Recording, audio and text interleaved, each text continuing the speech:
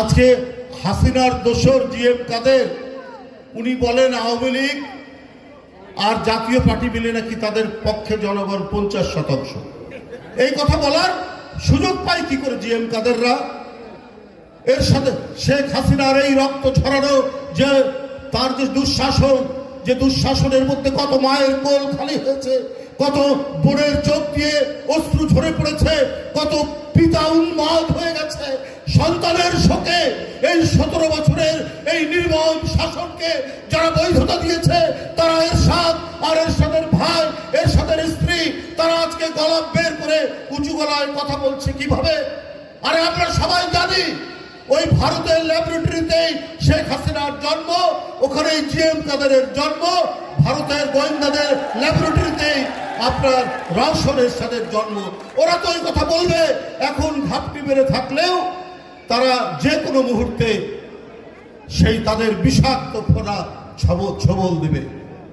তো সুতরাং আজকে অন্তর্বর্তীকালীন সরকারকে সবাই সমর্থন দিয়েছে, গণতন্ত্রকামী মানুষ সমর্থন দিয়েছে। যার সন্তানকে শেখ হাসিনা গুলি করে হত্যা করেছে তার বাবা মা আত্মীয় স্বজন সবাই সমর্থন দিয়েছে। আপনাদের কাজ কি শুধুমাত্র গদির মধ্যে বসে থাকা, এসি রুমের মধ্যে বসে থাকা? আপনারা এই 4 মাসে কি করেছে আপনারা দেখাতে পারবেন? আজকে সোয়াবিন তেল কেন 185 থেকে 190 টাকা কেজি হবে? কেন এটা হবে? কেন সোয়াবিন তেল আপনি এই পাড়া মহল্লার দোকানে দেখবেন সোয়াবিন তেল পাবে না? কি করে সোয়াবিন তেল উধাও হয়ে গেল? কি করে পাওয়া যাচ্ছে না?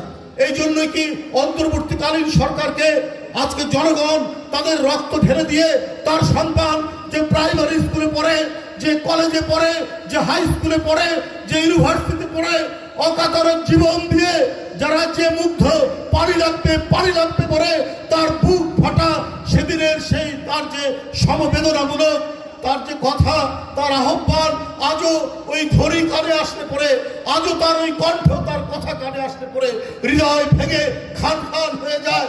আজকে তারা কবরে শায়িত, আর অন্তর্বর্তীকালীন সরকার আপনারা বসে আছেন। আপনারা দেখছেন জনগণ 1 লিটার সোয়াবিন তেল 190 টাকা কেজিতে কিনবে।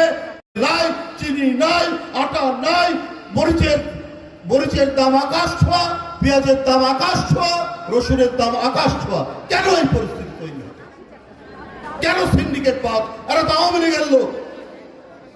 যারা বাজার সিন্ডিকেট করে তারা কিভাবে আজকে বসে আছে এর মধ্যে? কেন আপনার সরকার তার অথরিটি ইম্পোজ করতে পারছে না? কি অসুবিধা? জনগণকে আপনারা সমর্থন দিচ্ছেন, আর আপনার সরকারের বিরুদ্ধে, বাংলাদেশের বিরুদ্ধে পার্শ্ববর্তী দেশে অবিরাম অপপ্রচার চলছে। আজকেও বলেছে বাংলাদেশ নাকি তুর্কি ড্রোন নিয়ে এসে সীমান্তে বসিয়েছে। ডাহা একটি মিথ্যা কথা বলল। তার কয়েকদিন আগে পশ্চিম বাংলা থেকে একটা রিপাবলিক বাংলা তারা বলে বানালো যে চট্টগ্রামকে ভারতের অংশ হিসেবে দাবি করতে হবে। এত সাহস কোথা থেকে পায় তারা? ডক্টর ইউনূস সাহেবকে সবাই সম্মান করি, শ্রদ্ধা করি। তাকে বিএনপি সহ বিভিন্ন রাজনৈতিক দল যারা নিরবচ্ছিন্নভাবে আন্দোলনে ছিল, সংগ্রামে ছিল, যাদের দলের আদর্শিক সন্তানরা আজকে ঝরে গেছে, জনির মতো, আজকে সুমনের মতো, ফরহাদের মতো, তারাও তো সমর্থন দিয়েছে। কেন আপনারা দুর্বলতা প্রকাশ করবেন? আমরা 18 কোটির দেশ। আরে আমরা যদি ভারতে চিকিৎসা করতে না যাই ওদের হাসপাতাল বন্ধ হয়ে যাবে।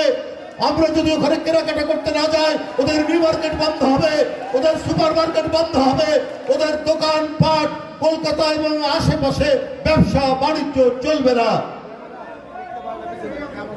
সুতরাং আজকে আমরা প্রত্যেকেই ভারতের পণ্য বর্জন করব না? আজকে আমার মা বোনেরা বাংলাদেশের টাঙ্গাইলের শাড়ি পরবে, খাদির শাড়ি পরবে। আমার মা বোনেরা বাংলাদেশের তৈরি যে তাঁত, সেই তাঁতের শাড়ি পরবে। ভারতের কোনো শাড়ি কিনবে না, ভারতের কোনো জিনিস কিনবে না। যারা অবিরাম ভাবে যারা আমাদের বিরুদ্ধে মিথ্যাচার করছে, আমাদের দেশ দখল করতে চায়, চট্টগ্রামকে ছিনিয়ে নিতে চায়, তারা কখনো বাংলাদেশের বন্ধু হতে পারে না। আর আমরা ওরা যদি এই পরিস্থিতি যদি রক্ষা করতে চায়, ওরাও এই পরিস্থিতি চায়, তাহলে ওদের ক্ষতি হবে, আমাদের ক্ষতি হবে না। ওরা যদি ভিসা বন্ধ করে দিতে চায়, ওদের ক্ষতি হবে, কারণ আমাদের বিলিয়ন ডলার আর পাচার হবে না। ভারত থেকে ফেন্সিডিল আর ইয়াবা বাংলাদেশে ঢুকবে না।